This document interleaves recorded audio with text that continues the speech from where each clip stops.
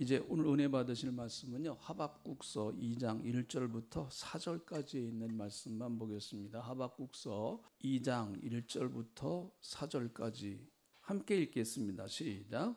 내가 내 파수하는 곳에 서서 성례에 서리라.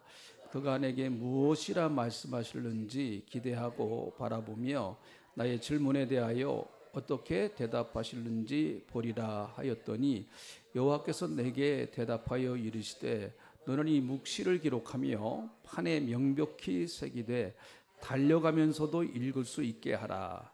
이 묵시는 정한 때가 있나니 그 종말이 속히 이르겠고 결코 거짓되지 아니하리라.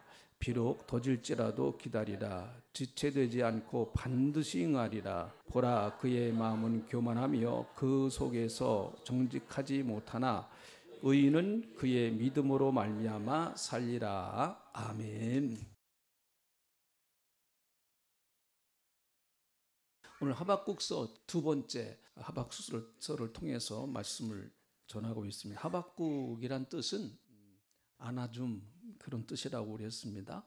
우리가 영적으로 볼 인생의 참된 행복은 하나님께 안겨야 거기에 참된 인생의 행복이 있다. 성경은 그렇게 말씀하고 있습니다. 그 유명한 수학자이고 또 그 사상가에 있었던 파스칼은 인간의 마음속에는 하나님만이 차지하실 수 있는 공간이 있다, 이렇게 이야기하고 있습니다. 그래서 그 공간은 그 어떤 것도, 물질로도, 세상 권력도, 정력으로도, 쾌락으로도, 세상의 어떤 지식으로도 어떤 것도 채울 수 없는 하나님이 계셔야만 채워지는 마음의 공간이 있다, 그런 얘기를 했습니다. 그래서 다른 것이 다 채워진다고 할지라도 하나님이 계셔야 할 그 공간이 빈다고 하면 사람은 허무할 수밖에 없다, 그렇게 얘기를 했는데 굉장히 참 성경적인 대답이라고 봅니다. 세상에서 가장 행복한 품은 하나님의 품입니다. 하나님께 오늘도 우리가 푹 안기는 그런 시간 되시기를 축원합니다. 갓난아이가 울다가도요, 어머니가 꼭 안아주면 울음을 뚝 그칩니다. 다른 사람이 안아주면 안 돼요. 엄마가 안아줘야 돼요. 그 엄마의 그 심장의 박동 소리를 갓난아이는 압니다. 그리고 엄마의 따뜻한 손길도 알고요. 그리고 엄마의 몸에서 나는 그 따뜻한 그 온기를 그 갓난아이도 안다고 합니다. 그래서 구원받은 성도는 하나님이 안아주시는 그 따뜻한 손길을 분명히 알 수 있습니다. 오늘도 그런 시간 되시기를 축원합니다. 자, 지난 시간에 우리는 하박국이 하나님 앞에 질문을 했다, 그렇게 말씀드렸어요. 하나님, 왜 도대체 이 세상에는 이렇게 악한 사람이 쉽게 말하면 잘 됩니까? 왜 의로운 사람은 억울한 일을 많이 당하고 악한 일을 하는 사람은 왜 저렇게 잘 됩니까? 세상이 왜 이렇게 악합니까? 그런데도 왜 하나님은 가만히 계십니까? 하나님이 공의롭게 심판을 하셔야 되지 않습니까? 어떻게 해서 이런 일이 있을 수가 있습니까? 그래서 1장 2절에 있는 말씀을 보시죠. 1장 2절. 1장 2절에 보니까 하박국이 하나님 앞에 이렇게 질문, 어찌하여? 한번 해보시죠. 시작. 어찌하여 이런 일이 있습니까? 또 그 1장 13절에도 가보면 제가 읽어볼게요. 주께서는 눈이 정결하심으로 악을 참아보지 못하시며 패역을 참아보지 못하시거늘, 그러니까 하나님은 공의로우신 분이신데 악을 절대로 하나님은 용납하시지 아니하시는 분이신데 어찌하여? 한번 해보죠. 시작. 어찌하여? 14절도 마찬가지입니다. 주께서 어찌하여? 네, 그래서 우리가 흔히 하박국을 하나님 앞에 질문하는 선지자, 그래서 일명 하박국은 어찌하여 선지자다, 그렇게 별명이 붙어 있습니다. 어찌하여 선지자. 여러분, 하나님 앞에 질문하는 것은 대단히 좋습니다. 그래서 여러분들도 뭔가 영적으로 해결되지 않는 그런 문제들을 가지고 자꾸 하나님 앞에 질문을 해야 합니다.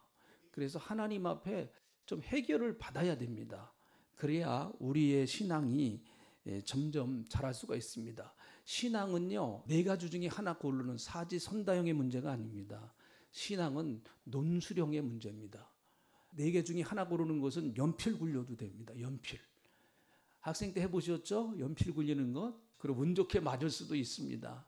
그런데 신앙은 그게 아니에요. 신앙은 논술 문제입니다.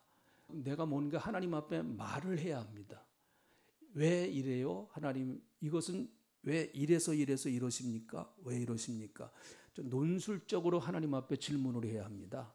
그래야 하나님도 정확하게 우리에게 깨닫게 하시고 알게 하시는 것이죠. 여러분, 질문한다는 얘기는 관심이 있다는 얘기입니다. 질문한다는 얘기는 의문이 있다는 얘기죠. 기대가 있다고 하는 얘기입니다. 기대가 없이는 질문도 하지 않습니다. 절대 질문하지 않습니다. 그래서 여러분, 우리나라 이 교육이 창의로운 교육이 잘 안 됐다고 하는 게, 특별히 저희 세대나 여기 앉아 계신 분들의 대부분의 학교 다닐 때 세대들은 이 창의력이 굉장히 낮습니다. 왜 그런가 하면 네 가지 중에 하나 고르니까. 무조건 네 가지 중에 하나 고르면 그 중에 맞는 게 하나가 있거든요.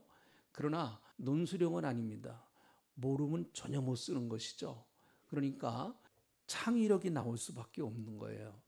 그래서 자꾸 신앙도요, 의문을 품어야 돼요. 거룩한 의문이에요, 그게. 자꾸 성경은 왜 이러지? 이건 왜 이렇지? 하면서 자꾸 신앙의 의문, 긍정적 의문이죠. 내가 이걸 알아서 하나님 앞에 더 가까이 가기 원한다. 내가 이걸 알아서 더 확실하게 믿고 싶다고 하는 이런 영적인 의문을 계속 하나님 앞에 우리는 질문을 해야 합니다. 인생은요, 영원히 풀리지 않는 문제들이 상당히 많습니다. 여러분, 인생 여기 60, 70, 80 사신 분들도 인생의 해답을 쉽게 내릴 수가 있습니까? 아니에요. 인생 해답 쉽게 내릴 수가 없습니다. 80이 되어서도요, 아니 90이 되어서도요, 어려움을 당하면 똑같이 머리가 아픕니다. 20대 머리가 아픈 것처럼 한 80, 90 살았어도요, 어려움 당할 때는 똑같이 가슴이 아프고 힘이 듭니다. 왜 이러지? 하는 의문이 항상 들 수밖에 없죠. 그만큼 인생은 참 어렵고 복잡하고, 그리고 인생은 참 힘든 문제들이 우리 앞에 이렇게 널려 있는 것을 알 수가 있는 것이죠. 그래서 우리도 하나님 앞에 하박국처럼 어찌하여 이렇습니까? 하나님, 때로는 여러분 하나님 앞에 좀 따지기도 하십시오. 이러면 안 되잖아요. 하나님 입장 한번 바꿔놓고 해보세요. 하나님이 내 입장이 되시면 이해가 되시겠습니까? 해도 괜찮아요. 하나님 그렇게 째째하신 분 아닙니다. 그렇게 질문한다고 해서 하나님이 에이 못된 놈 하면서 꼴밤 때리시는 분 아니란 말이죠. 하나님은 그런 것들을 더 좋아하십니다. 어찌하여. 그래서 제가 여러분 좀 재미있게 하려고 어찌하여를 좀 사투리로 찾아봤어요. 경상도 사투리는 우째 이런 일이 이렇게 하더라고요. 전라도 사투리는 아따 이 세상에 이런 일도 있단께 그거더라고. 충청도 사투리는 허허 세상에 이런 일도 있구먼요 또 이런데요.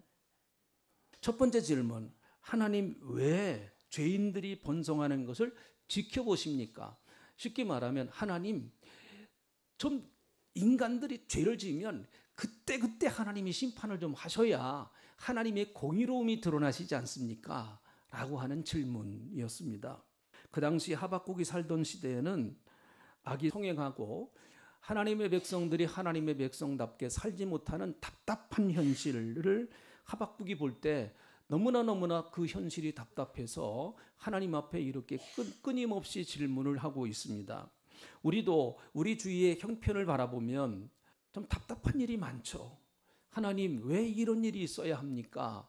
라고 하는 그런 질문을 하고 싶습니다. 자, 이럴 때 하나님의 응답은 이것이었습니다. 그래 알았다. 그러면 내가 이스라엘 나라에, 유대 나라에 그렇게 죄를 짓고 타락하고 자기 마음대로 살고 있는 그 죄인들을 내가 갈대아 군대를 들어서, 여기서 갈대아 군대란 바벨론 나라를 말합니다.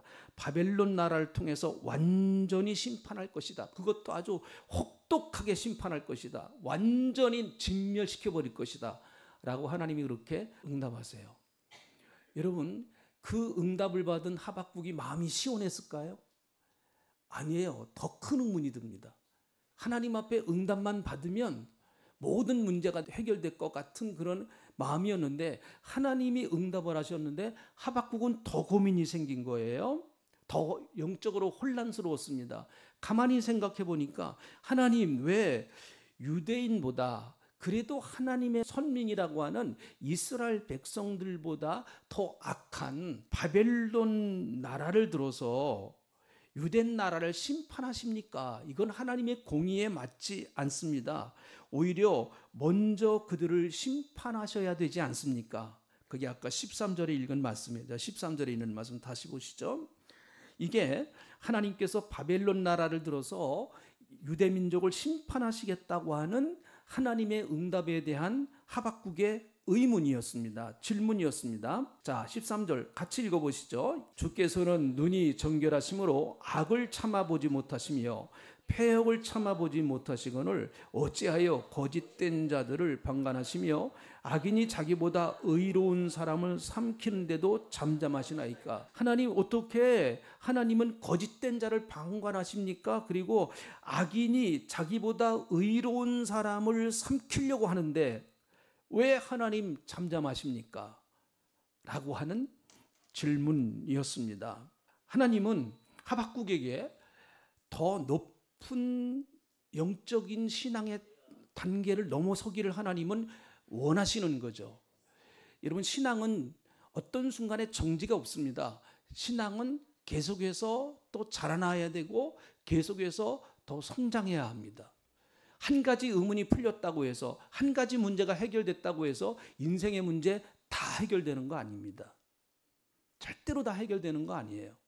자, 두 번째 질문에 하나님은 어떻게 응답하실런지, 그것이 이제 2장 1절부터 하박국이 이제 하나님의 응답을 기다리는 거예요. 2장 1절 보니까 이렇습니다. 이렇게 질문을, 하나님, 어떻게 하나님은 유대 사람들보다, 그래도 유대 사람들이 죄를 져도 바벨론 사람들보다는 저 악한 이방인들, 바벨론 군대 정말 무참하게 사람을 짓밟고 수많은 나라의 사람들을 도륙하는 그 바벨론 군대는 더 악하지 않습니까? 하나님, 이거는 하나님의 공의에 맞지 않습니다 하면서 다시 하나님 앞에 질문을 해요. 두 번째 질문을 하는데, 그 질문을 하고 나서, 자, 2장 1절, 내가 파수하는 곳에 서며 성로에 서리라.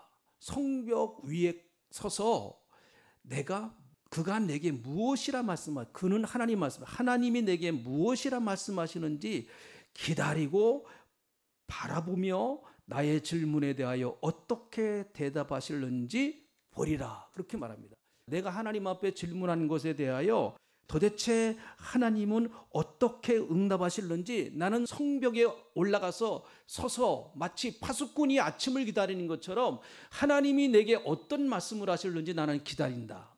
이런 지금 말씀인 것입니다. 여러분, 이런 하박국의 자세는 참 좋은 자세이죠.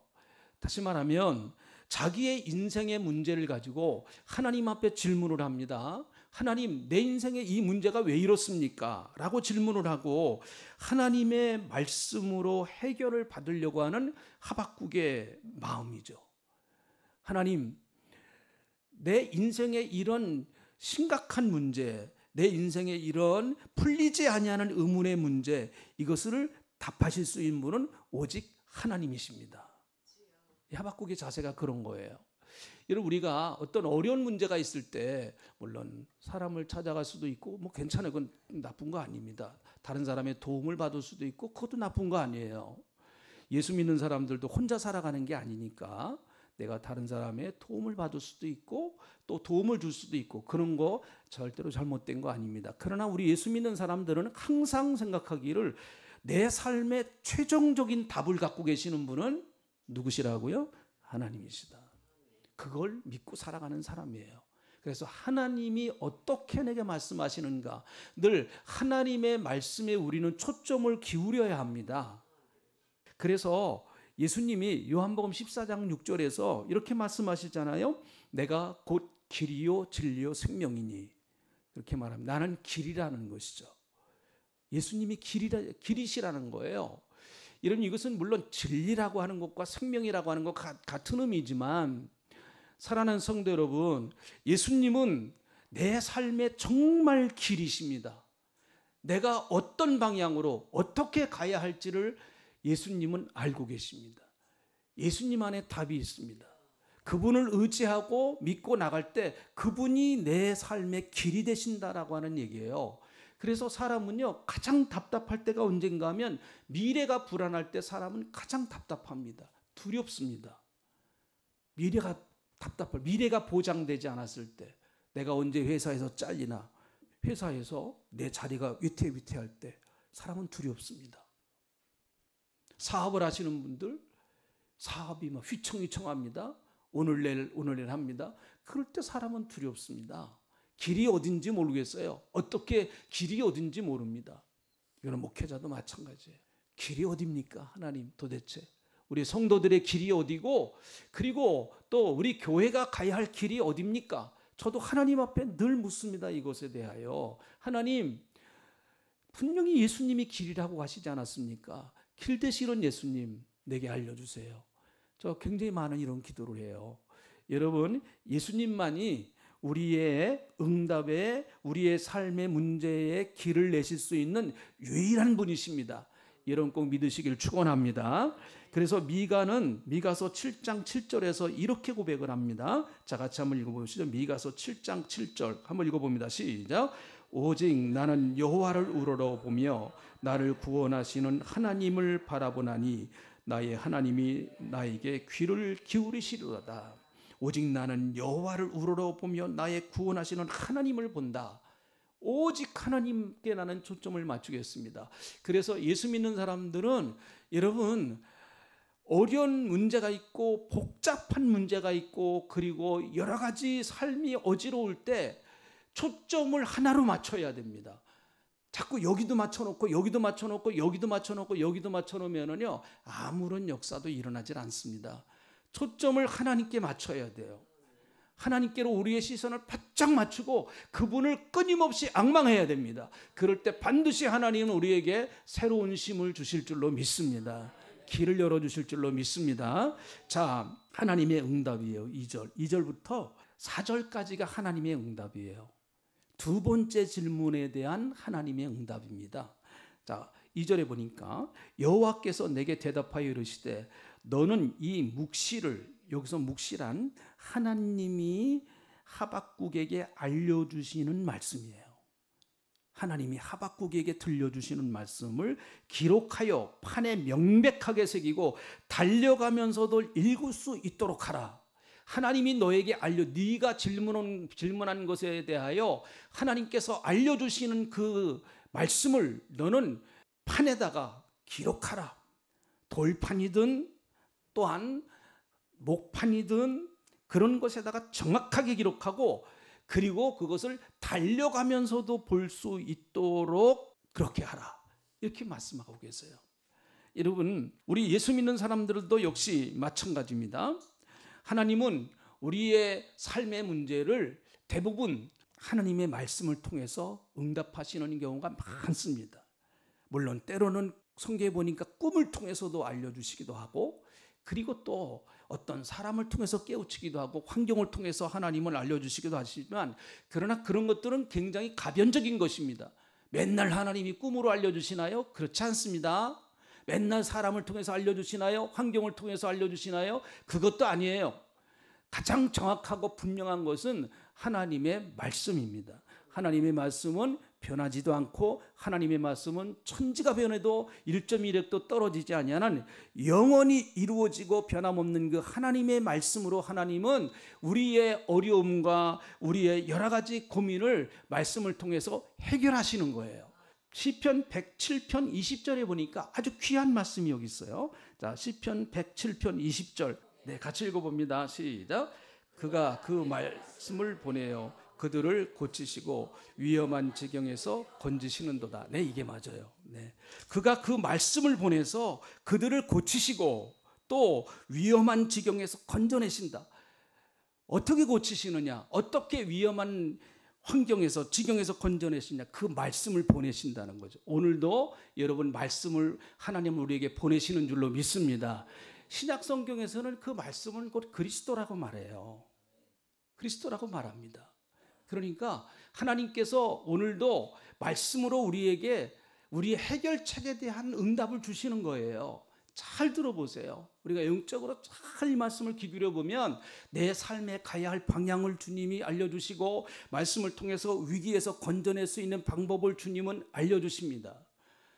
오늘 그렇게 응답받는 시간 되시길 바랍니다. 그래서 그 말씀을 서판에 새기라 그렇게 말씀하셨는데, 서판에 새기듯 하나님의 말씀을 우리 마음판에 새기라고 하는 얘기예요. 잠언 3장 3절 같이 읽어봅니다. 잠언 3장 3절입니다. 읽어봅니다. 시작.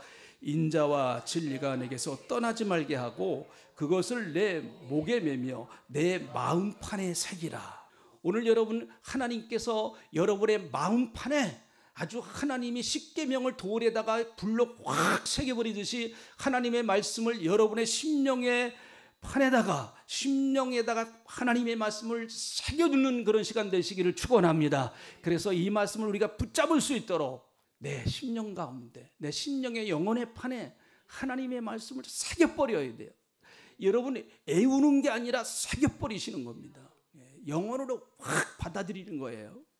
자, 계시된 말씀은 무엇인가 하면 이거예요. 계시된 말씀은 다시 이제 본문으로 가서 보면 3절입니다. 이 묵시는 정한 때가 있나니, 정한 때가 있나니, 하나님이 약속하신 그 약속이 하나님이 이루실 때가 있다라고 말씀해요. 그 종말이 속히 이르고 결코 거짓되지 아니하리라. 여기서 그 종말이란 바벨론 나라의 종말을 말하면 이스라엘 백성들을 그렇게 와서 완전히 진멸시켰던 그 바벨론을 하나님은 반드시 심판하실 것이라고 하는 바벨론 나라의 종말을 말합니다. 하나님은 그 종말의 때를 반드시 정해놓으셨다라는 얘기예요. 이건 결코 거짓된 것이 아니다 라고 말씀하십니다. 하나님께서 바벨론 나라를 반드시 심판하실 것이다 라고 말씀하세요. 그러니까 여러분, 바벨론 나라가 이스라엘 나라를 진멸하는 것이나 하나님이 바벨론 나라를 심판하시는 것이나 똑같은 징계지만 징계의 목적은 달라요. 이스라엘 나라를 징계하신 것은 그들로 하여금 쉽게 말하면 정신 차리게 하시는 거예요. 정신 차리게 하시려고. 그런데 바벨론 나라를 진멸하시는 것은, 종말을 고하게 하시는 것은 완전히 바벨론 나라 자체를 멸망시키려고 하시는 겁니다. 그래서 이스라엘 유대 민족을 멸망시켰던 그 느부갓네살이 세웠던 바벨론 나라는요 100년도 못 갔습니다. 그 역사가요 100년도 못 가고 페르시아 제국의 고레스 왕에 의해서 완전히 멸망당합니다. 하나님은 그때 종말의 때를 하나님은 지금 계획하고 계신다라고 하는 것이죠. 그래서 5절에 있는 말씀부터 보면, 5절에 있는 말씀부터 보면은 바벨론 나라가 당할, 6절부터 있는 말씀을 보면 바벨론 나라가 당할 그 5가지 화에 대해서 말하고 있어요. 그래서 6절에 보니까 쭉 중반에 보니까 화 있을진저 그렇게 나오고요. 또 9절에도 보면은 맨 끝부분에 가보니까 화 있을진저라고 나오죠. 그리고 12절에 있는 말씀을 한번 읽어볼까요? 이건 짧으니까요. 12절 같이 읽어봅니다. 시작. 피로 성읍을 건설하며 불의로 성을 건축하는 자에게 화 있을진저. 그러니까 바벨론 나라는 어떻게 세워진 나라냐? 피로 성읍을 건설한 나라고 불의로 성을 건축한 나라라고 하는 얘기죠. 바벨론 나라는 수많은 나라를 정복해서 수많은 나라를 멸망시켰고, 그것 때문에 수많은 나라의 백성들이 비참하게 죽었습니다. 유대 나라가 망할 때도 마찬가지였어요. 예루살렘이 완전히 정복당할 때 정말 고통스러웠습니다. 백성들이 고통스러웠습니다. 그리고 바벨론 예루살렘 성전은 다 거의 다 무너졌고, 그 안에 있는 그 예루살렘 성전 안에 있는 금을 다 떼어나가고 거기 있는 모든 물품들을 다 바벨론 나라로 가지고 가버렸습니다. 불의로 성을 건축한 자들에게는 화가 있을진저 그렇게 말을 하죠. 또 15절에 있는 말씀도 보니까 맨 끝부분에 보니까 화 있을진저, 응답도 19절에도 보니까 화 있을진저 이렇게 말합니다. 하나님은 바벨론을 결코 그 불의한 나라를 여러분 결코 그냥 두시지 않는다라는 얘기죠. 하나님은 공의로우신 분이시고 그런데 그 하나님의 공의로우심이 때가 있다. 정한 때가 있다라고 하는 얘기예요. 정한 때가 있다. 하나님이 바벨론 나라를 심판하실 때가 있다라고 하는 얘기입니다. 그러므로 자 2장 3절에 있는 말씀을 다시 한번 읽어봅니다. 그 후반부가 중요해요. 우리는 후반부가. 자 3절 다시 한번 읽어봅니다. 시작. 이 묵시는 정한 때가 있나니 그 종말이 속히 이르겠고 결코 거짓되지 아니라 비록 더딜지라도 기다리라. 지체되지 않고 반드시 응하리라. 비록 더딜지라도 기다리라. 지체되지 않고 반드시 응하리라. 거기다가 밑줄 쫙 좀 쳐놓으세요. 이거 참 우리 신앙생활 하는 데 있어서 대단히 중요한 영적 자세입니다. 사실은요. 대부분 보면 기도응답도 쉽게 다시 말해 즉시 빠른 시일 내에 되는 기도응답도 있어요. 그리고 하나님이 안 된다. 이건 안 돼. 라고 이렇게 하나님이 안 된다고 하시는 응답도 있습니다. 그리고 가장 많은 기도응답은 기다리라는 거예요. 기다리라. 아마 여러분이 기도하시는 대부분의 기도응답이 세 번째 갈 것이죠. 세 번째 될 것 같아요. 저도 역시 그러더라고요. 저는 급한데 하나님은 느긋하시더라고요. 저만 속이 타요. 근데 하나님은 시간의 제약을 받지 아니하시는 분이시잖아요. 우리가 시간을 보는 개념과 하나님이 시간을 보시는 개념은 달라요. 그래서 네 생각과 내 생각이 다르고 네 길과 내 길이 다르다 이렇게 말씀하시잖아요. 하나님은 멀리 보세요. 우리는 가까이밖에 못 봐요. 하나님은 정확하게 보세요. 우리는 사실은 정확하게 보기가 상당히 어렵습니다.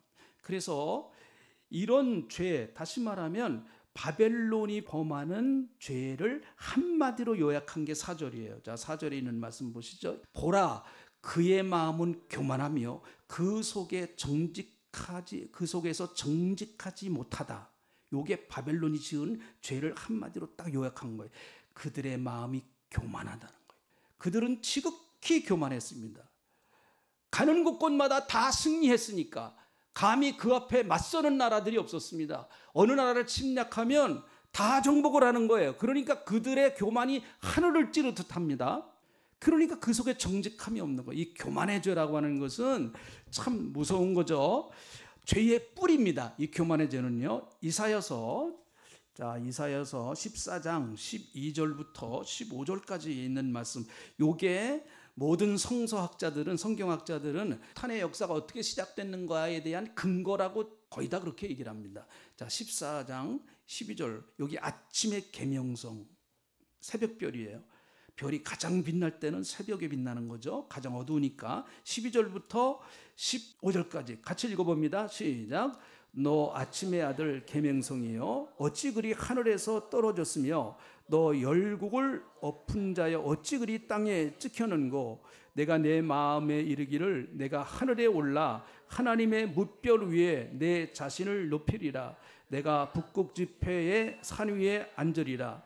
가장 높은 구름 위에 올라가 지극히 높은 이와 같아지리라 하는도다. 그러나 이제 내가 수월 곧 구덩이 맨 밑에 떨어졌음을 당하리로다. 여기 아침의 계명성. 여기 나중에 이제 루시퍼 사탄이 되는 거예요. 사탄의 그 교만, 하나님과 나도 겨루어 버리라. 하나님 자리에 내가 한번 앉아버리라. 이런 교만함 때문에 사탄은 하나님께 징계를 받아서 땅으로 쫓김 받았단 말이에요. 수월로 던짐 받았다. 그렇게 말합니다. 그래서 여러분, 그들은 그 사탄의 교만과 그리고 바벨론 나라의 교만이 비슷하다는 거예요. 1장, 자, 하박국 1장 11절에 있는 말씀. 이들이 얼마나 교만한가 하는 걸 보여주는 말씀이에요. 우리는 요 케이스에 걸려두면 안 돼요. 절대로. 1장 11절입니다. 자, 시작. 그들은 자기들의 힘을 자기들의 신으로 삼는 자들이라. 이에 바람같이 급히 몰아치게 하여 범죄하리로다. 그들은 자기들의 힘을 자기들의 신으로 삼는 자다. 자기들의 국력, 자기들이 갖고 있는 경제력, 자기들이 갖고 있는 어마어마한 그 바벨론 나라의 위험, 그것이 그들의 신이었습니다. 하나님이 가만두시나요?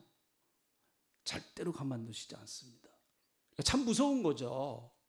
그래서 여러분, 우리는 어떠한 것들이라고 할지라도 우리는 하나님께로부터 왔다고 하는 걸 고백하면서 하는 사람이잖아요. 우린 그래서 교만할 게 없어요. 왜요? 하나님이 주셨으니까. 그런데 뭐 우리가 교만할 게, 내 재주도, 내 삶도, 내 생명도, 내 은사도, 우리 자녀도 하나님이 주신 거 아니에요. 우리 그렇게 고백하면서 살아가는 사람들 아닙니까? 그러니까 우리는 교만할 게 없고요, 감사한 거예요. 감사한 거.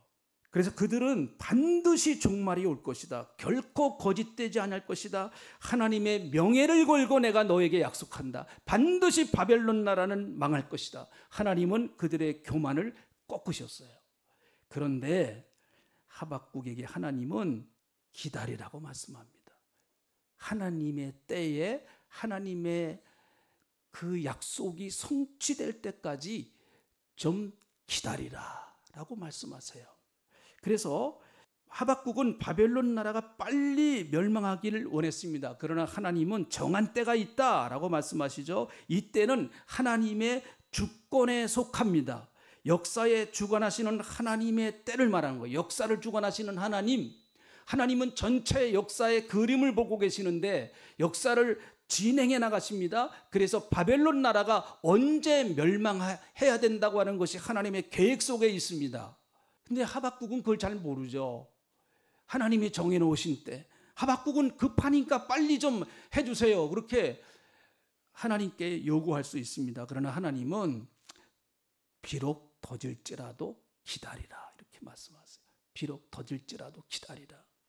그래서 하나님이 하박국에게 요구하신 건 요걸 딱 요구하신 거예요. 4절, 2장 4절에 있는 말씀을 봅니다. 다시 읽어보죠. 굉장히 중요한 말씀, 하박국에서 제일 중요한 말씀이에요. 보라, 그의 마음은 교만하며 그 속에서 정직하지 못하나. 네, 요거는 바벨론 나라의 그 죄악을 말합니다.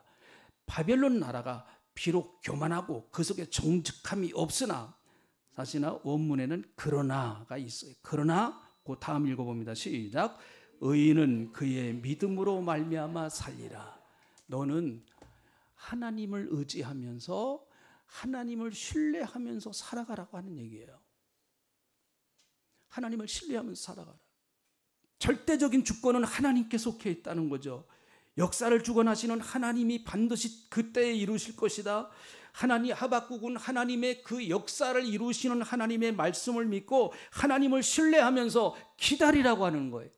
그 기다리기 위해서는 여러분 절대적인 믿음이 필요합니다. 그래서 의인은 믿음으로 산다는 거예요. 의인은 믿음으로 산다. 우리는 다 믿음을 갖고 사는 사람들입니다. 우리는 내 힘 갖고 살아가는 게 아니에요. 하나님을 신뢰하며 하나님을 의지하고 하나님을 바라보며 끝까지 그분을 붙들고 살아가는 삶이 예수 믿는 사람의 삶인 것입니다. 이게 좀 힘들잖아요. 좀 어렵지 않습니까? 주님도 잘 아세요.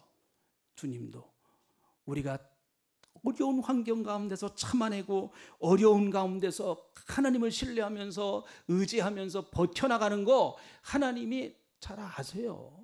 그래서 속히 이룰 것이다 라고 말씀하시죠. 그래서 대부분 보면 신앙은 기다림의 연속이더라고요. 보니까 그 하나님의 약속을 믿고 계속해서 어떨 때는 바보같이 보여도 그 하나님의 약속의 말씀을 믿고 기다리는 거예요. 여러분, 믿음이라고 하는 그 히브리 말은 에무나라고 하는 말인데요. 이 말의 의미는 신실함, 지속적인 신뢰, 견고함, 확고함, 이런 의미를 가지고 있습니다. 다시 말하면 믿음이라고 하는 의미는 구약 성경에서 에무나라고 하는 그 믿음이라고 하는 의미는 이게 성경에 쓰여질 때는 하나님의 약속을 끝까지 붙들고 인내하며 어떤 상황 속에서도 흔들리지 않는 믿음의 견고함, 그런 뜻을 의미하는 거예요. 성경에서 믿음이라고 하는 단어를 쓸 때는요. 그래서 의인은 믿음으로 말미암아 산다. 역사를 주관하시는 하나님. 여러분, 하박국은 역사나 또 하나님의 섭리를 주관할 수도 없고 바꿀 수도 없습니다. 그러나 하박국이 할 수 있는 일은 있어요. 그것은 역사를 주장하시고 섭리하시고 이끌어 가시는 하나님을 신뢰하는 것, 그것을 하박국은 그건 할 수 있단 말이죠. 여러분, 우리가 하나님의 역사를 바꿀 수는 없어요. 하나님의 역사를, 섭리를 하나님은 반드시 이루어 가십니다.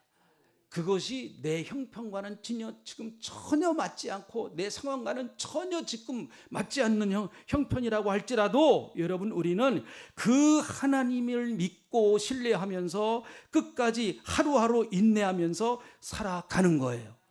그래서 하박국은 처음에는 혼란스러웠습니다. 하나님께 계속해서 질문했습니다. 그러나 하나님께 응답을 받았어요. 너는 의인이기 때문에 믿음으로 살아야 된다. 그리고 하나님이 바벨론 나라를 어떻게 심판하실 것이라고 하는 것을 하박국에게 알려주셨습니다. 그것을 하박국은 신뢰하기 시작합니다. 그래서 하박국은 3장 17절부터 19절까지에 있는 이런 고백을 할 수 있었던 거예요. 이렇지 않으면 이 고백은 불가능합니다. 어떻게 이런 고백을 할 수 있습니까? 자, 3장 17절부터 19절 다시 한번 읽어봅니다. 너무너무 참 이 고백은 엄청난 고백이죠. 같이 읽어봅니다. 시작. 비록 무화과 나무가 무성하지 못하며 포도나무에 열매가 없으며 감람나무에 소출이 없으며 밭에 먹을 것이 없으며 우리의 양이 없으며 외양간에 소가 없을지라도 나는 여호와로 말미암아 즐거워하며 나의 구원의 하나님으로 말미암아 기뻐하리로다. 우리는 무화과 나무, 또 포도나무, 감람나무, 또 양, 소 키워보질 않았으니까 그것이 없다고 하는 게 얼마나 참 이게 엄청나게 괴롭고 힘든 일인지 우리는 그냥 머릿속으로만 인정합니다. 그거 알 수 있어요. 근데 이걸 좀 우리의 형편에 맞게 좀 바꿔보면 통장에 잔고가 다 떨어졌을지라도 통장에 잔고가 떨어졌을지라도 병원에 가서 건강진단을 받았는데 암이라고 진단이 나왔을지라도 자식 새끼는 나가서 계속 속썩일지라도 남편은 그냥 바람을 필지라도 아내는 어제 나가서 언제 들어올지 모른다고 할지라도 제가 너무 좀 과장스러운 얘기인가요? 이게 우리 형편에 맞는 얘기 같아요. 그럴지라도 나는 여호와로 말미암아 즐거워하며 나의 구원의 하나님으로 말미암아 기뻐하리로다. 왜 그게 가능했을까요? 하나님을 신뢰하는 믿음 때문에 그런 거예요. 여러분, 우리는 하나님을 믿는 믿음이 중요합니다. 그래서 믿음이 중요해요. 우리가 우리에게 벌어지는 모든 일들이 다 우리가 이해해서 하나님을 믿는 게 아닙니다. 하나님을 믿고 인내하면서 한 걸음 한 걸음 나가다가 보니 나 같은 이 좁은 소견에 하나님의 뜻이 이해될 날이 오는 거죠. 그래서 감사하는 거예요. 우리가 오늘 하루 숨을 쉬는 것도 감사하고 이렇게 하나님 앞에 찬양하고 예배드리고 하루하루 살아가는 것도 하나님의 은혜요 감사인 것을 저희들이 믿습니다. 주님, 믿음으로 살게 하시옵소서. 상황을 따라 살아가는 것이 아니라 상황에 끌려다녀서 사는 것이 아니라 사람에 끌려다녀서 사는 것이 아니고 주님, 믿음으로 하나님의 인도를 받고 길이신 예수 그리스도의 인도를 받으며 살아가는 저희들이 다 되게 하나님 함께 하시며 도와 주시옵소서. 감사합니다. 예수님의 이름으로 기도하옵나이다. 아멘.